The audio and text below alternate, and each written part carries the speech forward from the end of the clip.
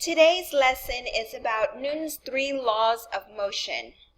While we are going over this lesson, I want you to keep in mind what additional real-world examples can you think of that relate to Newton's laws.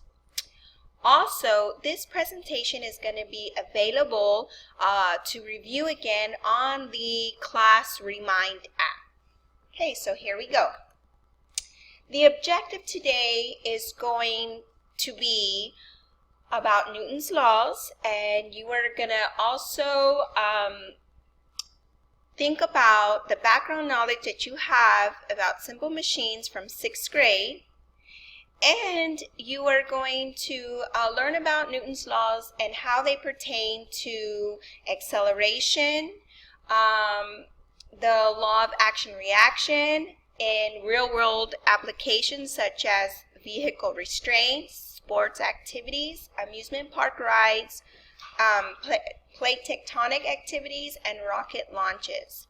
Your product is going to be to create a Rube Goldberg machine and explain how Newton's laws are applied to that machine and how it functions.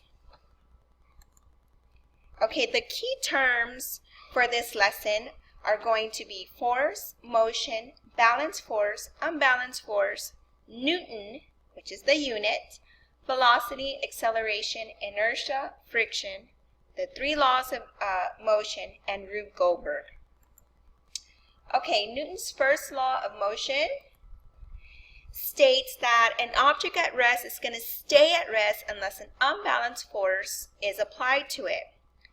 When the object is in motion, it's going to have the same velocity and speed unless an unbalanced force changes the speed or direction. For example, in this picture here, the soccer ball is not moving, and it's not going to move unless the soccer player comes and kicks the ball. While the ball is in motion, it's going to be in constant speed, wants to go in that same direction, unless when the soccer ball hits the back of a net, it slows down. That's the unbalanced force.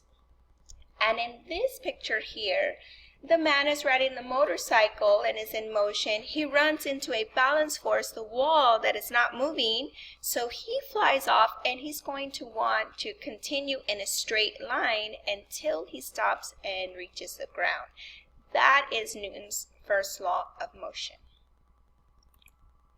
Newton's second law of motion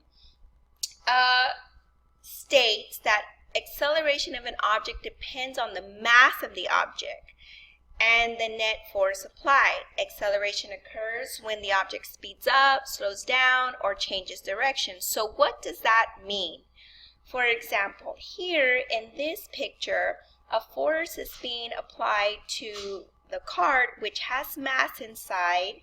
So depending on the amount of force that's applied to this mass, it's going to accelerate. The speed will increase.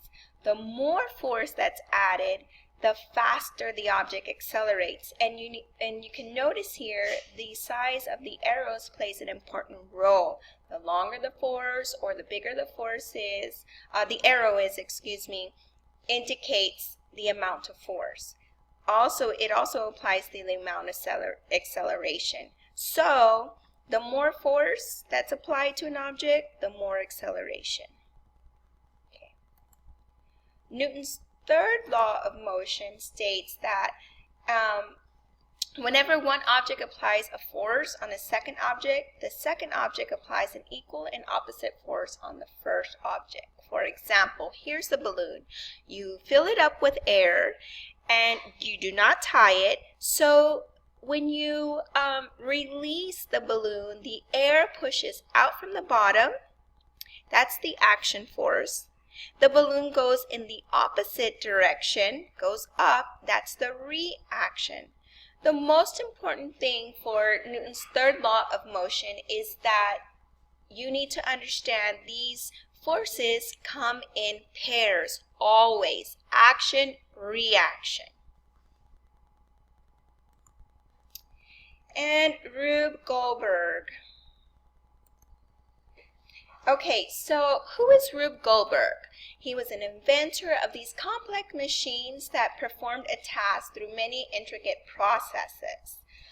Here are some examples for easy Rube Goldberg machines that you will be responsible for creating. I included a YouTube video that you can click on the link and some other examples here.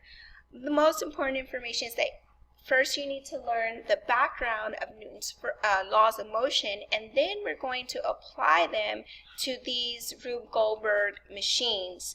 You are going to need to be able to identify acceleration, calculate speed, identify which is the first, second, third law, and you'll be able to see Newton's laws in real world application. Okay, so remember that to check for understanding, to see if you learned what we talked about today, I want you to come up with additional real world examples that relate to these Newton's laws, something that you've seen before, and if you need a little bit extra help, the presentation is going to be on the Remind app. Thank you.